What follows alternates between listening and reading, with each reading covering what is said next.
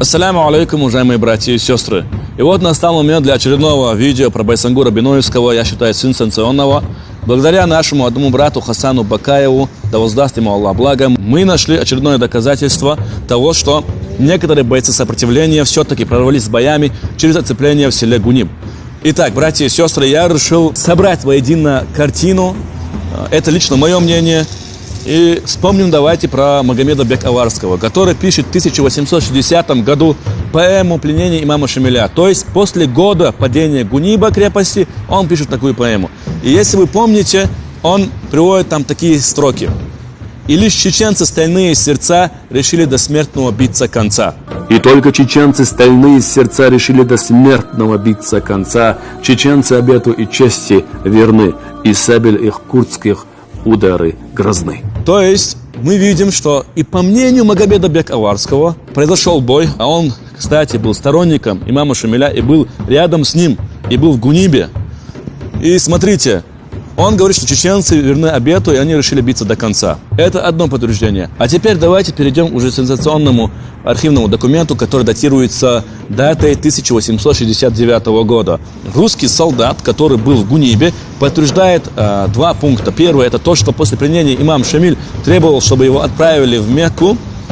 И второе – он был свидетелем того, что некоторые бойцы, то есть некоторые воины, прорвались через оцепление, с боями ушли и скрылись в скалах, ущельях Гуниба. Итак, по моему мнению, если собрать воедино всю картину, то все происходило следующим образом. В 1859 году пал Гуниб, и через год, в 1860 году, Магомед бек Аварский, который был сторонником имама Шамиля, пишет поэму «Пленение имама Шамиля», где приводит слова о том, что и только чеченцы решили биться до конца, то есть произошел бой, и что они бились.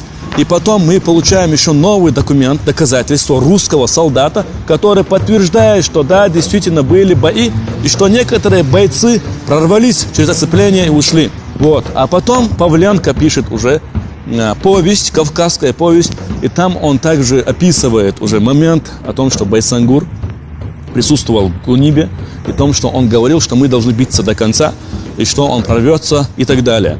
И еще Шапи Казиев тоже говорит и приводит это в книге своей о том, что да, действительно только Байсангур хотел биться до конца и говорил, что ни в коем случае нельзя сдаваться. Братья и сестры, смотрите, после этого всего Байсангур продолжал сопротивление. Он разбил войска Кундухова еще. И все это сходится воедино, по моему мнению.